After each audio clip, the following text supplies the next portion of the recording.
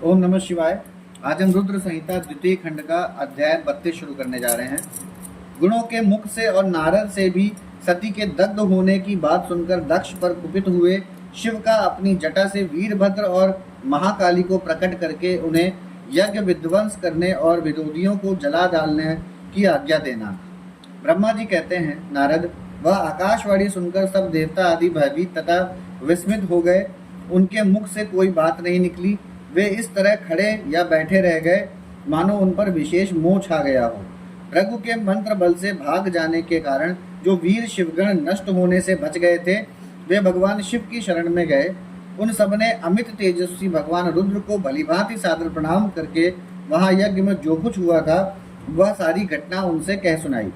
गण बोले, महेश्वर, दक्ष बड़ा दुरात्मा और घमंडी है। उसने वहां जाने पर सती देवी का अपमान किया और देवताओं ने भी उनका आदर नहीं किया।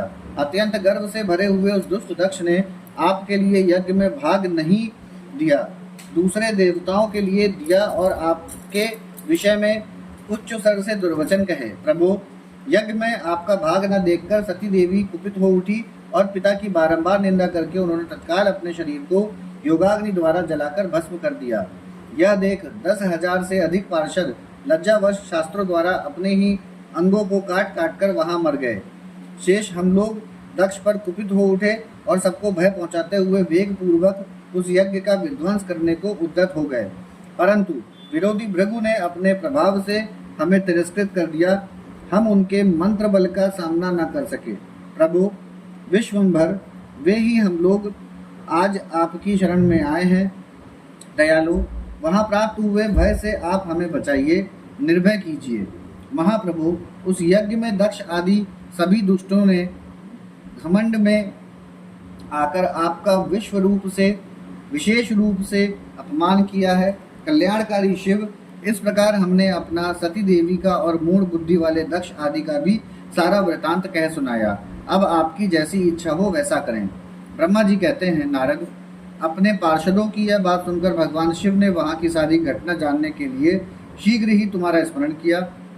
देवर्षि, तुम दिव्य दृष्टि से संपन्न हो तथा भगवान के स्मरण करने पर तुम तुरंत वहां आ पहुंचे और शंकर जी को भक्ति पूर्वक प्रणाम करके खड़े हो गए।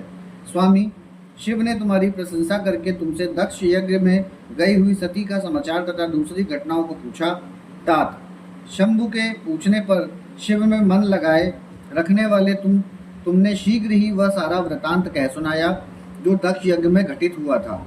मुने, तुम्हारे मुख से निकली हुई बात सुनकर उस समय महान रौद्र पराक्रम से संपन्न सर्वेश्वर रुद्र ने तुरंत ही बड़ा भारी क्रोध प्रकट किया। लोक संहारकारी रुद्र ने अपने सिर से एक जटा उखाड़ी और उसे रोषपूर्वक उस पर्वत के ऊपर दे मारा। मुने, भगवान शंकर के पटकने से उस जटा के दो टुकड़े हो गए और महाप्रलय के समान भयंकर शब्द प्रकट हुआ। देवर्षि, उस जटा के पूर्व भाग से महाभयंकर महाबली वीरभद्र प्रकट हुए, जो समस्त शिवगणों के अगुआ हैं। वे भूमंडल को सब ओर से व्याप्त करके उसमें भी 10 अंगुल अधिक होकर खड़े हुए। वे देखने में प्रलाग्नि के समान जान पड़ते थे। उनका शरीर बहुत ऊंचा था। वे 1000 भुजाओं से युक्त थे। उन सर्व समर्थ महारुद्र के क्रोध पूर्वक प्रकट हुए निश्वास से 100 प्रकार के ज्वर और 13 प्रकार के सन्निपात रोग पैदा हो गए। तात, उस जटा के दूसरे भाग से महाकाली उत्पन्न हुई, जो बड़ी भयंकर दिखाई देती थी। वे करोड़ों भूतों से घिरी हुई थी, जो ज्वर पैदा हुए। वे सब के सब शरीरधारी, क्रूर और समस्त लोगों के लिए भयंकर थे। वे अपने तेज से प्रज्वलित हो सब और दाह उत्पन्न करते हुए से प्रतीत होते थे। वीरभद्र बातचीत करने में बड़े कुशल थे। उन्होंने दोनों हाथ जोड़कर परमेश्वर शिव को प्रणाम करके कहा।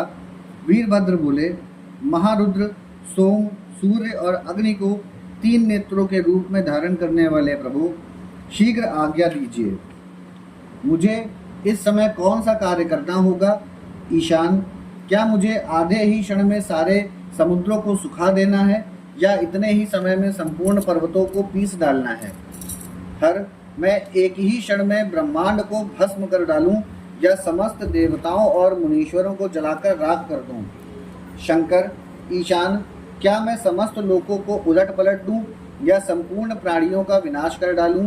महेश्वर, आपकी कृपा से कहीं कोई भी ऐसा कार्य नहीं है जिसे मैं ना कर सकूं। पराक्रम के द्वारा मेरी समानता करने वाला वीर न पहले कभी पैदा हुआ है, ना कभी हुआ है और न आगे होगा। शंकर, आप किसी तिनके को भेज दें तो वह भी बिना किसी यत्न के क्षण भर में बड़े से बड़ा कार्य सिद्ध कर सकता है, इसमें संशय नहीं है। शंभो, यद्यपि आपकी लीला मात्र से सारा कार्य सिद्ध हो जाता है, तथापि जो मुझे भेजा जा रहा है यह मुझ पर आपका अनुग्रह ही है। शंभो, मुझमें भी जो ऐसी शक्ति है वह आपकी कृपा से ही प्राप्त हुई है। शंकर, आपकी कृपा के बिना किसी में भी कोई शक्ति नहीं हो सकती। वास्तव में आपकी आज्ञा से बिना कोई तिनके के आदि को भी हिलाने में समर्थ नहीं है, यह निसंदेह कहा जा सकता है। महादेव, मैं आपके चरणों में बारंबार प्रणाम करता हूँ। हर, आप अपने अभीष्ट कार्य की सिद्धि के लिए आज मुझे शीघ्र भेजिए। शंभो, मेरे दाहिने अंग बारंबार फड़क रहे हैं, इससे सूचित होता है कि मेरी विजय अवश्य होगी, अतः प्रभु मुझे भेजिए। शंकर, आज मुझे कोई अभूतपूर्व एवं विशेष हर्ष तथा उत्साह का अनुभव हो रहा है और मेरा चित्त आपके चरण कमलों में लगा हुआ है, अतः पग पग पर मेरे लिए शुभ परिणाम का विस्तार होगा। शंभो, आप शुभ के आधार हैं, जिसकी आप में सुदृढ़ भक्ति है उसी को सदा विजय प्राप्त होती है और उसी का दिनों दिन शुभ होता है।